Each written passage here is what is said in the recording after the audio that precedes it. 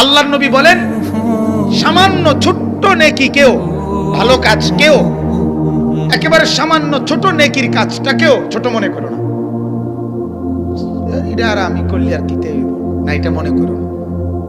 আল্লাহ নবী বলেন, ওয়ালাউ আন তালকা আখাকা বিওয়াজহিন তালকি, তোমার সহযোগিতা করার মতো কিচ্ছু নাই, কমপক্ষে তোমার ভাইয়ের দিকে হাসি মুখে তাকাও, একটু হাসি মুখ দিয়ে তাকাও।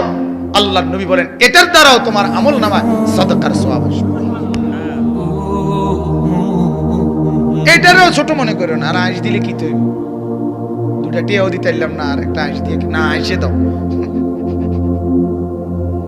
বুঝেন নাই কথাটা? দুইটা টাকাও দিতে পারলে না, ঠিক আছে, আফসোস করো না, একটা হাসি দাও, তাকে একটু একটা ছোট্ট দোয়া করে দাও, ভাই আল্লাহ তোমার অভাব দূর করে দেব, আমি তো পারলাম না, আল্লাহ তোমারে ধনী বানায় দেব, আল্লাহ তোমার সংসারে ভরপুর বরকত। একদূর কথা কইলে ক্ষতি আছে কোনো? কিন্তু আমার লাভ হবে নিয়েতে কথা বলেন, আমার লাভ হবে কিনা? আল্লাহ রাসূল এটা বলেছে। আমার শাইখ, আমার হযরত, আরো একজন অন্যতম ঢালকানগর হযরত আরিফ বিল্লাহ আল্লামা হযরত মাওলানা শাহ আব্দুল মতিন বিন হুসাইন দামাত বারাকাতুহু, হযরত বলে, এটা জরুরি কথা বলছে, আমি সেই থেকে এটা আমল করি, অনেক আগে শুনছি। হযরত বলে যে আমরা, আমাদের কাছে বহু মানুষ, সচরাচর মানুষ আমাদের কাছে দোয়া চায়, আপনাদের কাছেও চাচা পরীক্ষা দোয়া করেন, আমরা বলি আচ্ছা। কাকা বিদেশ যাই দোয়া করেন, আচ্ছা। এরম দোয়া চাইলে বহু আচ্ছা আমরা বলে রাখছি, ঠিক কিনা কোন? শত শত আচ্ছা জমা আছে। এখন প্রতিটা আচ্ছা একটা ওয়াদা, ওয়াদা না? আপনি না কইলেন আচ্ছা মানে দোয়া করবেন, কিন্তু আপনার সেই ওয়াদা মানে এই যে কইলেন আচ্ছা দোয়া করবেন, করছিলেন না, তাইলে কত শত কত হাজার আচ্ছা আপনি জমা থইছেন, আপনি সেই ওয়াদাগুলো তো খেলাফ করতেছেন, আপনি তো দোয়া করলেন না।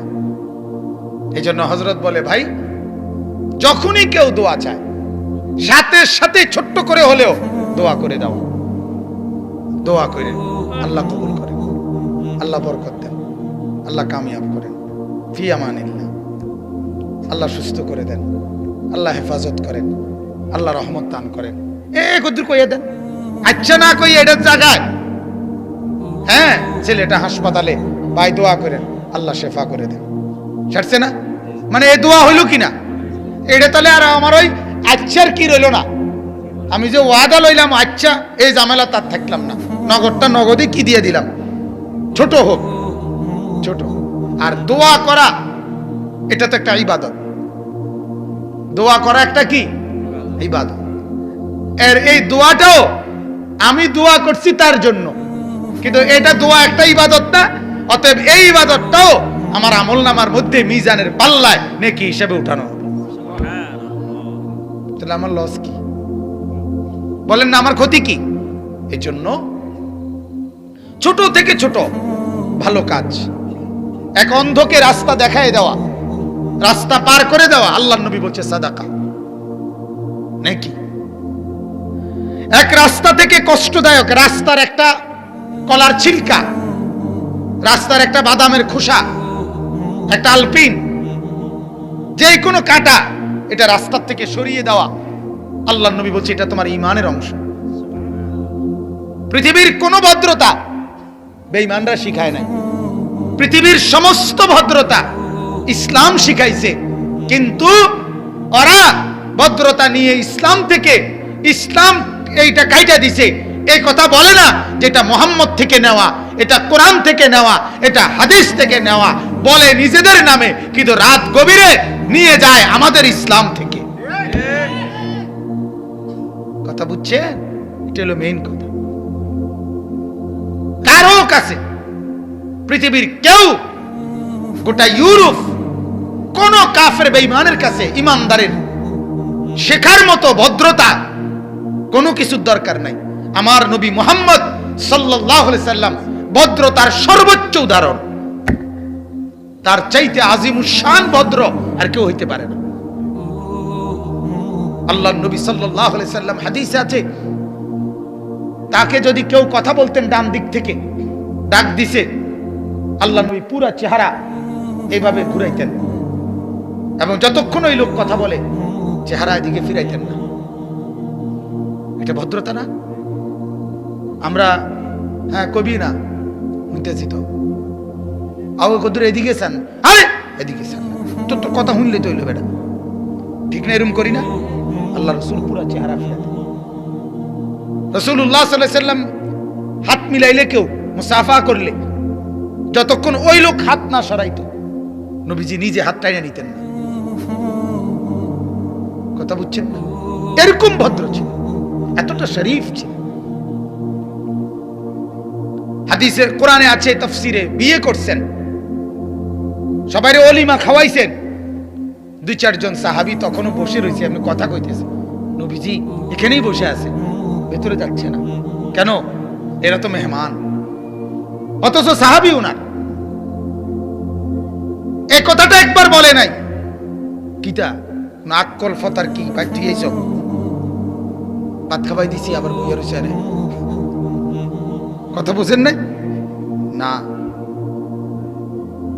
তাহলে কি পরিমাণ শরীফ, কি পরিমাণ ভদ্র। হাদিসে আমরা পড়ছি, একটু প্রতিবন্ধী একজন মহিলা, মানসিক একটু সমস্যা মাথায়, মদিনার। একদিন আল্লাহর নবী মসজিদের দিকে আসতেছে, নামাজের ওয়াক্ত। আল্লাহর নবী কই মহিলা, এ মুহাম্মদ এদিকে। আল্লাহর নবী বেটির কাছে গেছে, এদিকে কথা আছে, ওই হাত ধরে টাইম না এক গাছের নিচে কি যেন বিড়বিড় করে বলছে। তো আল্লাহ রাসূল সাল্লাল্লাহু আলাইহি সাল্লাম মহিলা ছেড়ে দেওয়ার পরে আয়েশা নামাজ পড়াইছে। তো সাহাবীরা জিজ্ঞাসা করলেন, ইয়া রাসূলুল্লাহ, এই মহিলা আপনাকে কি বলল? কিচ্ছু কইছে না, কোনো কথাই বলে নাই, কিছুই কয় নাই, কি তা জানি বিড়বিড় করছে। তাইলে আপনি এতক্ষণ ওখানে দাঁড়ায় রইলেন? সে তো আমাকে ডাক দিছে। কি পরিমাণ ভদ্র তিনি, সুবহানাল্লাহ। যার চেহারায় নূর, যার আখলাক নূর, যার গোটা জিন্দেগি নূর। হায় যুবক, কারে ছাড়লা, কারে ধরলা, কারে ছাড়লা? হ্যাঁ, রাসূলুল্লাহ সাল্লাল্লাহু আলাইহি সাল্লামের সাহাবী উম্মে সুলাইম, মহিলা সাহাবী, নবীজিকে দাওয়াত দিছে। হযরতে আনাস রাদিয়াল্লাহু তাআলা আনহুর মা, আল্লাহর নবী এশার নামাজ পড়ে এরকম বাড়ির উঠানের মধ্যে আইসা দাঁড়াইছে। হযরতে উম্মে সুলাইম মহিলা, আনাস রাদিয়াল্লাহু তাআলা আনহুর মা, দরজা মেলে আল্লাহর নবীর চেহারার দিকে তাকাইয়াই রইছে। আর আকাশের পূর্ণিমার চাঁদ উঠছে, তো চাঁদের দিকে একবার তাকায়, নবীজির দিকে একবার তাকায়। আল্লাহর নবী কিছুক্ষণ পরে বললেন, উম্মে সুলাইম, এটা কি ধরনের মেহমানদারি? আমাকে দাঁড় করায় রাইখা বসারও কোনো ব্যবস্থা না, ডাকারও কোনো না, মেহমানদারিরও খবর না, কি দেখছো? এই কথা বলাতে উনার থিতাইছে, মানে উনি তো হারায় গেছিল। তো চোখের পানি ফেলে বলছি, ইয়া রাসূলুল্লাহ, দেখছিলাম পূর্ণিমার ওই চাঁদ সুন্দর নাকি এই চেহারা সুন্দর? ফাওয়াল্লাহি লা আনতা আহসানু ইনদি মিনাল কমর। আল্লাহর কসম নবী, পূর্ণিমার ওই চাঁদের চাইতে আপনি অনেক বেশি সুন্দর। কাকে ধরলাম? হ্যাঁ আমার বাজান, দাড়ি কাটাই চেহারা দিয়ে কার মতো সাজলেন? কার মতো? ওয়ালাকাদ খালাকনাকুম সুম্মা সাওয়ারনাকুম। আল্লাহ কোরআনে বলে, বান্দা আমি তোমাকে সৃষ্টি করেছি এবং তোমার শরীরের ড্রয়িং আমি সাজিয়েছি। এটা আমার হাতের ড্রয়িং, এই ড্রয়িং আমি করেছি। আল্লাহ বলেন, আমি ড্রয়িং করেছি। এখানে নাক, দুই পাশে কান, এখানে দুইটা চোখ, এখানে ভ্রু, এখানে ঠোঁট, এখানে মাথা, এখানে হাত, এখানে পাও। আল্লাহ বলেন, বান্দা এই ড্রয়িংটা, এই সাজটা আমি করছি। কে? তাইলে তুমি বান্দা বলো, আমার এই ড্রয়িং এর কোন অঙ্গের ব্যাপারে তোমার আপত্তি তুমি কও। নাকটা এখানে লাগানো উপযুক্ত হয় নাই, ঠিক না? 1 ইঞ্চি বা 1 সুতা নেড়া দিলে ভালো হইতো না? কথা বলেন না কেন? কানটা কোন একটা অঙ্গের ব্যাপারে আল্লাহর ডিজাইনের উপরে কারো আপত্তি আছে? তাই এই দাড়ির ব্যাপারে আপত্তি করলো কেন? এটাও তো মালিকের ডিজাইন, এটা আল্লাহর দেওয়া না? তাইলে এই জন্য আমার বলতে লজ্জা নাই, আমি বলি সরাসরি কথা। কারো গায়ে লাগুক নলে পিঠে লাগুক, কিছুই করার নাই। তা আমার কথা হলো, আফসোস হইল যে আল্লাহর দেওয়া ড্রয়িং লাইরা মানুষ এটা হইতেই পারে যে ড্রয়িং আমি বদলাইছি, আমার বিল্ডিং এর ড্রয়িং আমার ভালো লাগছে না, আমি আরেকজন ইঞ্জিনিয়ার দিয়ে বদলাইছি। আমার কথা হইল আল্লাহর মতো শ্রেষ্ঠতম কারিগরের ড্রয়িং বদলাইয়া তুমি বেটা যেখান থেকে ড্রয়িং করে আনছো, এটার নাম হলো নাফিত্তা, তোমার রুচি। কি বদলাইয়া কিতা করলা, কার থেকে কিতা আনলা? হ্যাঁ বলেন, জিজ্ঞাসা করেন ইনসাফের সাথে। বাবু এই ড্রয়িং আল্লাহর না, তো তুমি বদলাইয়া কই থেকে ড্রয়িং আনছো? এটা সমমানের একজন ইঞ্জিনিয়ারের তাইনটা তত দুঃখ আছিল না, বুয়েটের একজন ইঞ্জিনিয়ারের তাইনটা তত একটা মন্ডারে বুঝাইতাম। কই থেকে আনলা তুমি? কার থেকে এই ড্রয়িং আনলা?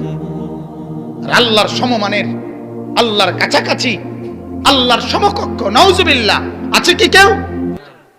কুল কায়নাত গোটা পৃথিবীর ডিজাইনারের ডিজাইন দিলেও তো মালিকের একটি নকশার সামনে কিছুই হবে না। ফাতাবারাকাল্লাহু আহসানুল খালিকিন। এজন্য মুসলমান বুঝতে শিখেন, কাকে ছাড়লেন কাকে ধরলেন। যুবক তোমরাও ভাইবো, নিজের প্যান্ট নিজের শার্ট কতজনের মতোই তো সাজলা, রসুল আরবির মতো কি একবারও সাজতে মন চায় না? হ্যাঁ, আবু বকর সিদ্দিক, ওমর, উসমান, আলীর মতো কি একবারও হতে মন চায় না? ওনারা কোন দিক দিয়ে কম? হ্যাঁ, ওনাদের সাথে তুলনার যোগ্য পৃথিবীর কোন মানুষ?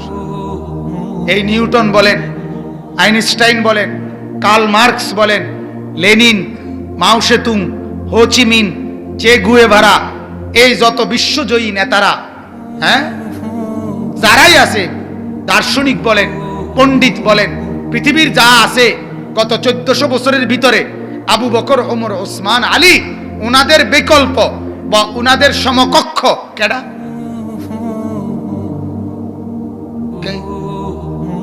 ওমরের মতো একটা বাদশাহ পৃথিবী দেখা, পৃথিবী দেখা। আমি ডক্টর আফম ও খালিদ হোসেন দামাত বারাকাতুম হযরতের বয়ানে শুনছি, চীনের প্রাচীরে লেখা আছে, এই মাও সেতুং বিপ্লবী সমাজতান্ত্রিক নেতা বলছিল, যেদিন আপনার সমাজতন্ত্রের বিজয় হয়েছিল সেদিন সে বলছিল, আজ আমাদের এই সোভিয়েত ইউনিয়নে ওমরের মতো যদি একজন মানুষ পেতাম তাহলে নিশ্চিন্তে তার হাতে ক্ষমতা তুলে দিতাম। কাফের, কাফের। তাইলে আমার বন্ধুরা, আমার বাপরা, এটা ভাবেন, নিজেদের মধ্যে নিজেই ফিকির করেন, সাজেন তো সুন্দরভাবে সাজেন, যার সাজ সবচেয়ে সুন্দর ওটা খবর নেন, তার মতো নিজেকে বানান, চেহারা, সুরতে, চুলে, জামায়, পোশাকে নবী পাক সাল্লাল্লাহু আলাইহি সাল্লামের মতো হতে চেষ্টা করেন, সাহাবাদের মতো হতে চেষ্টা করেন, আউলিয়া বুজুর্গদের মতো হতে চেষ্টা করেন। ওনারা পৃথিবীতে অমর। আমার শায়েখ আল্লামা মুফতি মুশতাকুন নবী সাহেব বলে, জুনায়েদ বাগদাদি, ওনার নাম আজও আমরা জানি, যে ওনার আমলের বাগদাদের কোন শাসকের নাম কেউ জানে না। বাইজিদ বুস্তামি, ওনার নাম আমরা জানি, কিন্তু ওনার আমলের বুস্তাম নগরীর সবচেয়ে ধনী কেডা কেউ জানে না। জানে? পয়সাওয়ালার নাম জানে? জানে না। বিল্ডিং ওয়ালার নাম জানে? জানে না। কত মজবুত বিল্ডিং, ওই যে এখন প্রত্নতত্ত্ব, অর্থাৎ সেটা মানুষের জাদুঘরে রূপান্তরিত। কত হাজার রাজার প্রাসাদ আছে না?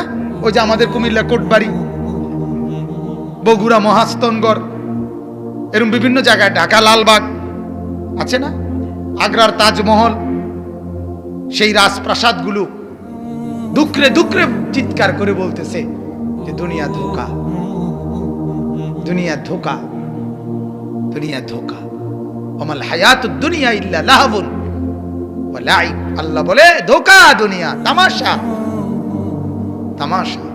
পৃথিবীর কোন প্রতাপশালীর নাম গন্ধ পৃথিবীতে নাই। আল্লাহকে যে রাজি করছে, গোলামি করছে, তার নামই টিকে আছে। বলেন আলহামদুলিল্লাহ। নূহ নবীর নাম সেই কখন, এখনো শ্রদ্ধার সাথে আমাদের কলিজায় আছে, ঠিক কি না বলে? আল্লাহ আমাদেরকে বুঝার তৌফিক দান করে। তাইলে আল্লাহ তাআলা বললেন মান জাআ বিল হাসানা ফালাহু খায়রুম মিনহা, যে একটি নেক কাজ করবে সেটা তার জন্যই হবে, এবং আমি আল্লাহ তাকে এর বিনিময়ে অনেক উত্তম বিনিময় দেব। ওয়াহুম মিন ফাযাইন ইয়াওমা ইদিন আমিনুন। এরপর আল্লাহ বলেন এবং আমি আল্লাহ তাকে হাসরের ময়দানের কঠিন ভীতিকর পেরেশানি পরিবেশ থেকে নিরাপদ রাখব। হাসরের ময়দান হবে বড় পেরেশানির জায়গা। হাসরের ময়দান মামুর বাড়ি না, নানার বাড়ি না। হাসরের মাঠ শ্বশুর বাড়ি না। হাসরের মাঠ সেই মাঠ সমস্ত নবী যেই মাঠের ভয়ে কাঁদছে, সমস্ত নবী। হাসরের মাঠ আমাদের নবী সাল্লাল্লাহু আলাইহি সাল্লাম পর্যন্ত 5 ওয়াক্ত নামাজের পরে নবীজি দোয়া করতেন, আল্লাহুম্মা হাসিবনি হিসাবান ইয়াসীরা। আল্লাহ আমি মুহাম্মদের হিসাব সহজ করে দিয়েন। নবীজি নবীজি অথচ নবীজি বলছে হাসরের ময়দানে প্রথম সুপারিশ করব আমি, আনা আউয়ালু শাফিঈন, আনা আউয়ালু মুশাফফাইন। হাসরের ময়দানে প্রথম সুপারিশ গ্রহণ করবে আল্লাহ আমারটাই। বিয়াদি লিওয়াউল হামদ, হাসরের ময়দানে আমার হাতে থাকবে আল্লাহর প্রশংসার পতাকা। হাসরের ময়দানে আমার জন্য নির্ধারিত থাকবে আলাদা জায়গা, মাকামে মাহমুদ।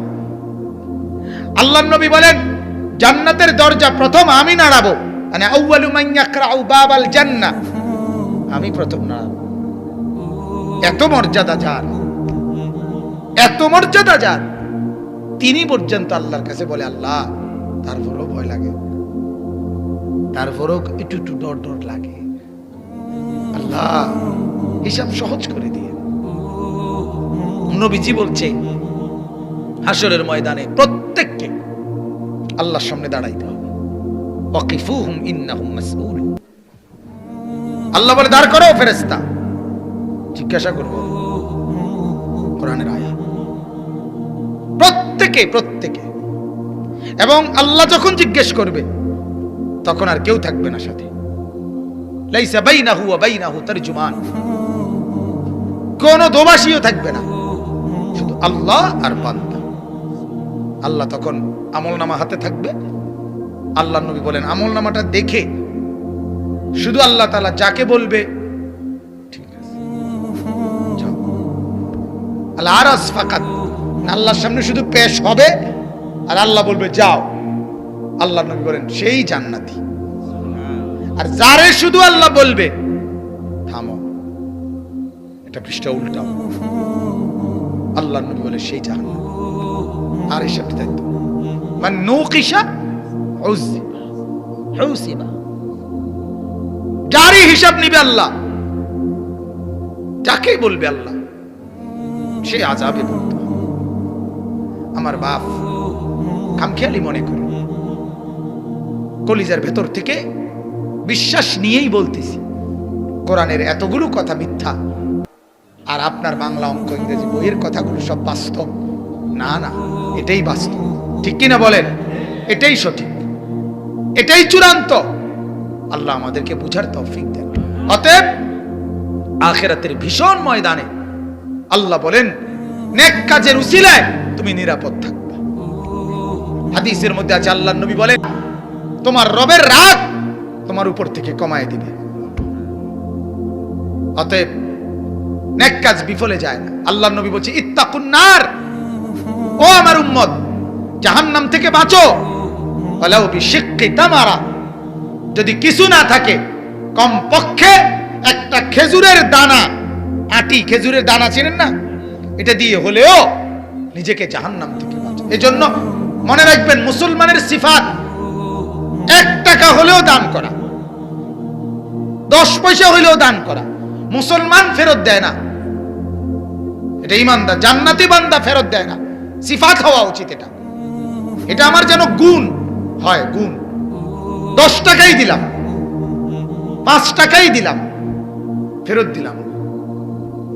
এরপরে নবী বলছে আচ্ছা 1 টাকাও নাই, ফামান